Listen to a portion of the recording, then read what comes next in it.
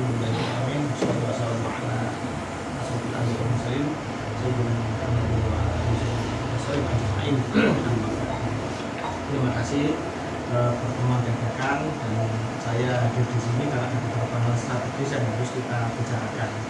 Yang pertama, poin pertama itu terkait mengenai masalah persekusi dan juga ancaman dan juga kondisi terkini ketika Dr. Menachem Ali dan timnya yang sepaham dengan kita memutuskan untuk keluar dari YPM karena YPM Surabaya mendapatkan tekanan dari YPM Pusat, dan saya yakin Profesor Alawiyah yang bermain itu, sehingga Dr. Menachem Ali per hari kemarin, malam kemarin itu memutuskan keluar dari YPM bersama timnya yang sepaham.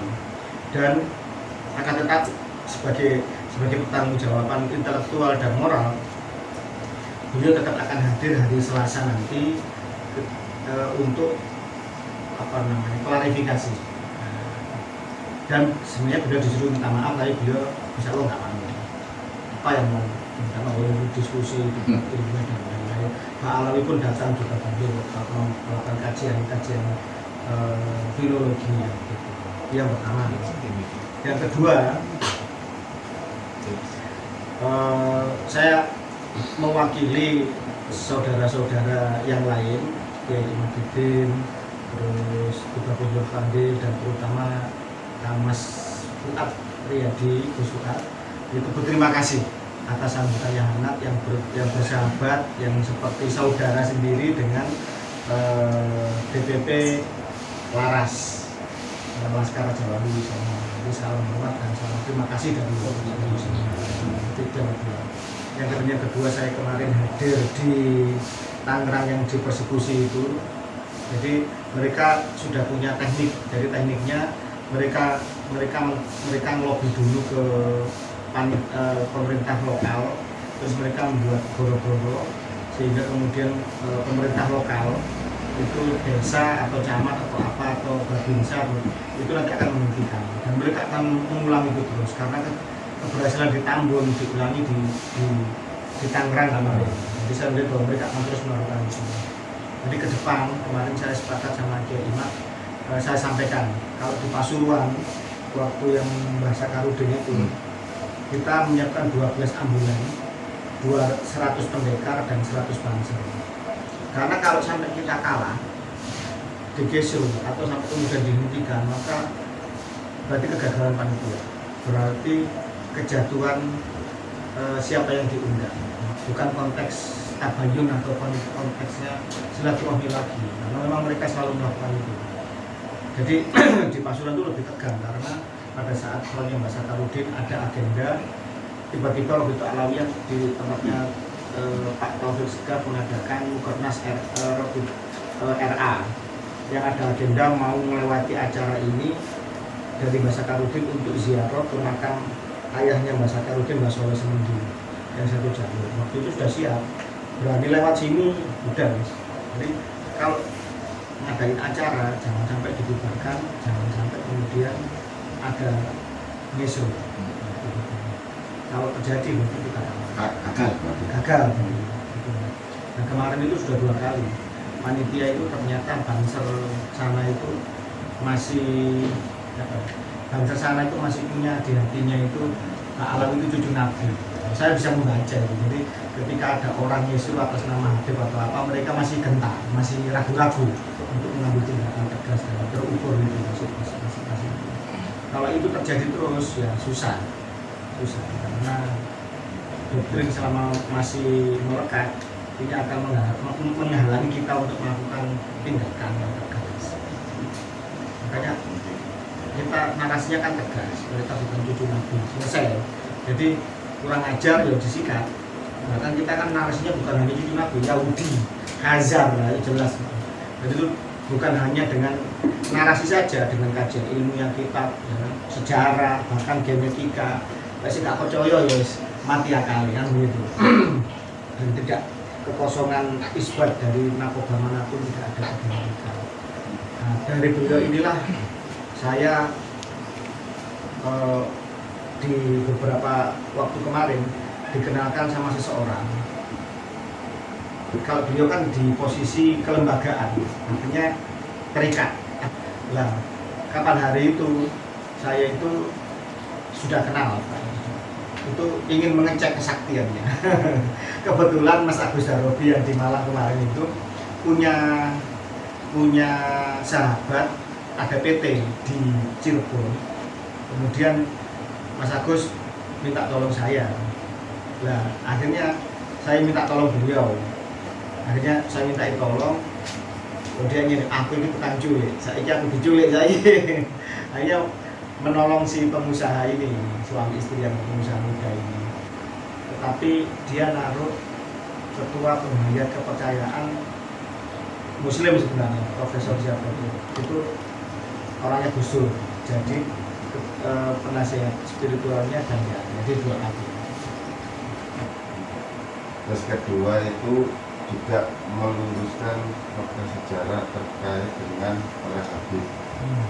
Nah, ini dari ketiga proyek yang saya tangkap ini itu terus untuk skala prioritasnya dalam perjuangan ini yang mana? Jadi supaya kita ini memang saya juga sebagai muslim, kalau Islam ini diacak-acak seperti ini juga saya sedikit banyak juga mau andil gitu. Iya. Jadi itu saya terus. Pertanyaan pertama dan pertanyaan pertama dan yang kedua saya jawab karena itu konteksnya sama. Jadi jawabannya langsung saya gabungkan. Jadi masalah Habib Asap Nabi di Nusantara sama pembelokan sejarah yang dilakukan oleh mereka itu kan satu paket. Nah, sebenarnya dilakukan simultan.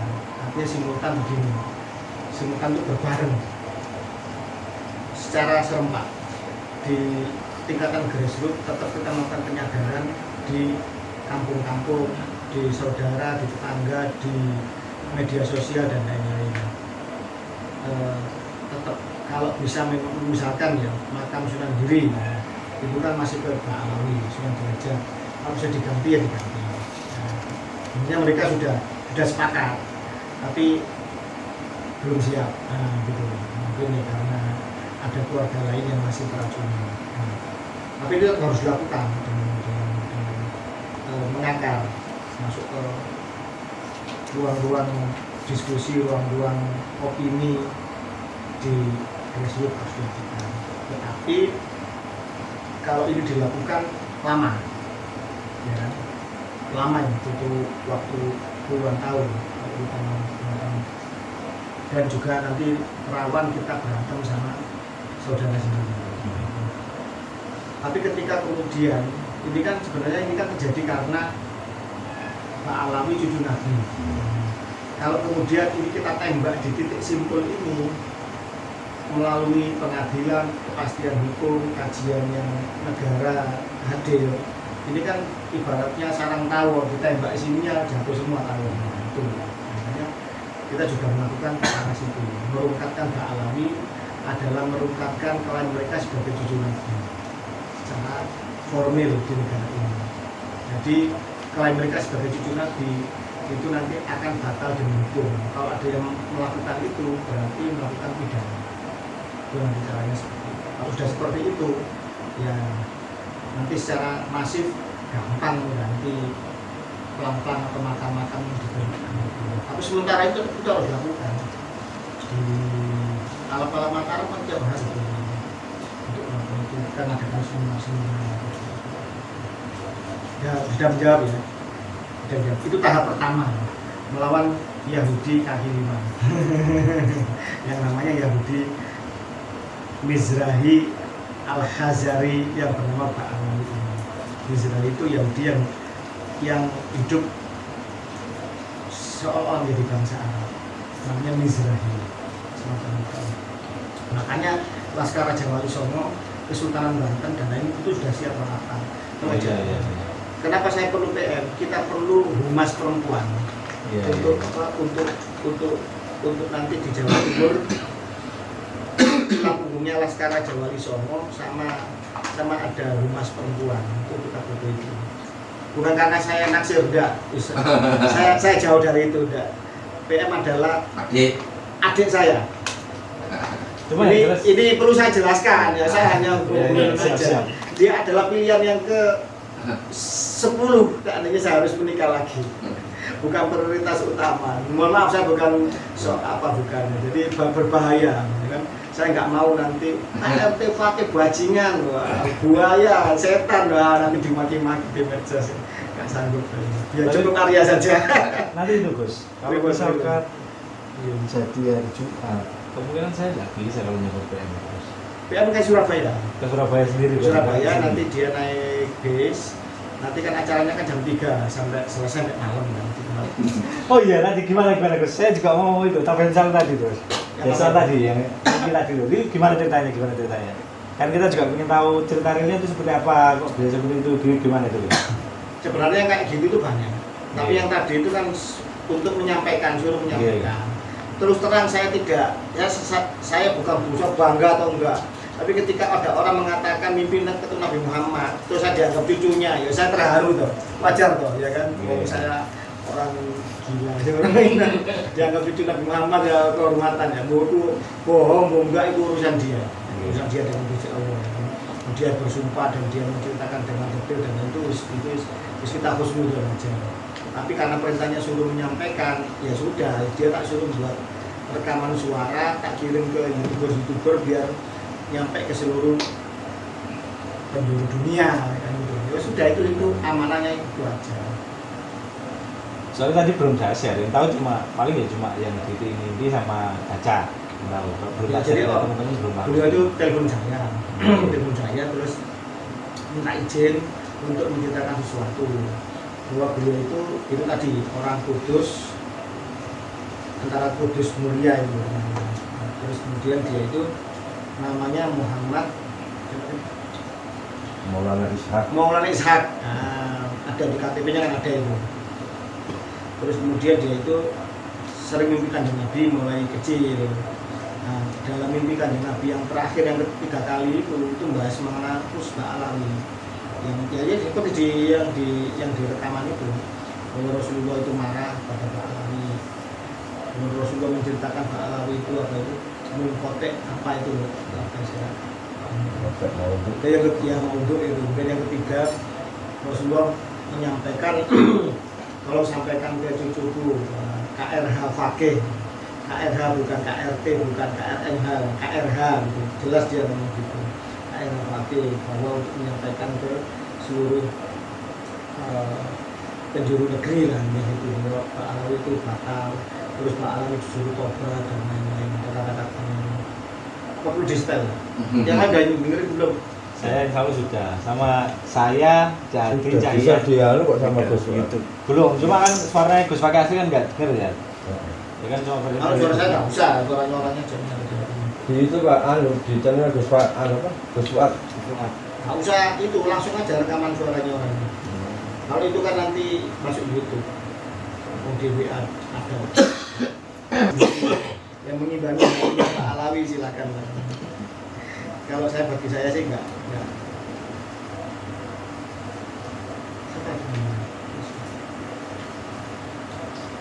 Di suara-suaranya dikirim saya langsung. Jadi ini sumber primer, bukan sumber.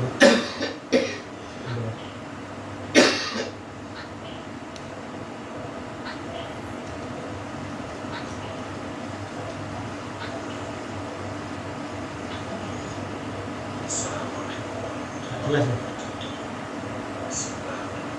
Siapa caranya? Bluetooth aja. Ada speaker. Tahu nggak?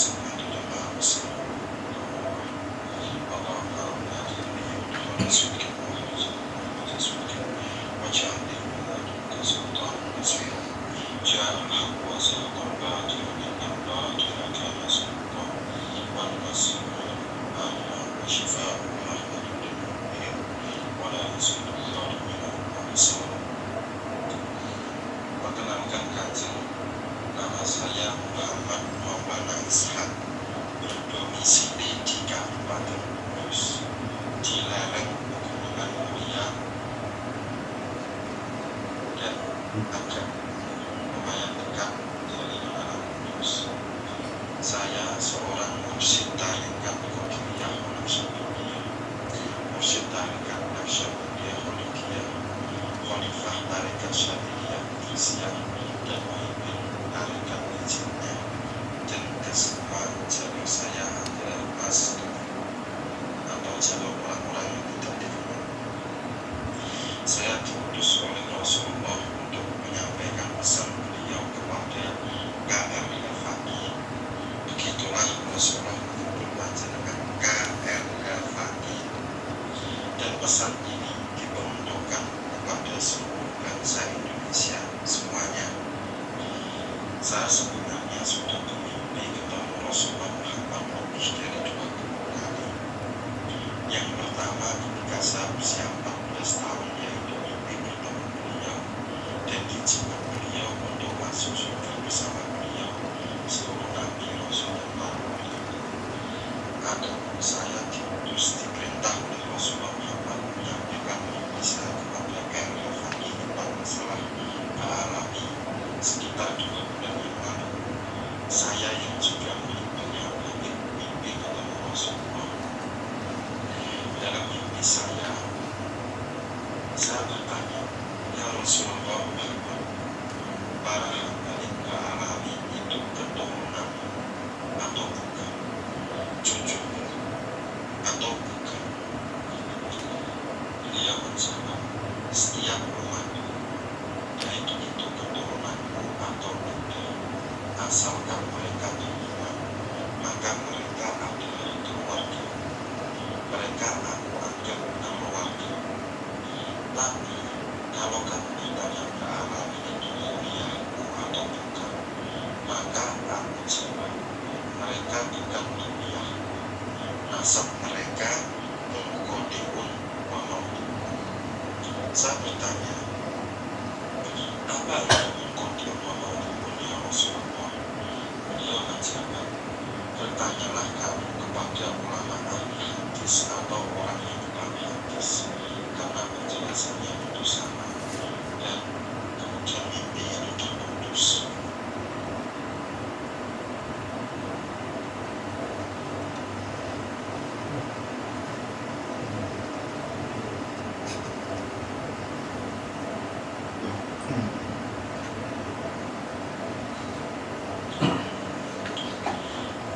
Kemudian mimpi saya dengan Rasulullah yang kedua soal Al-Alawi terjadi tanggal 22 Oktober, Rabu malam Kamis.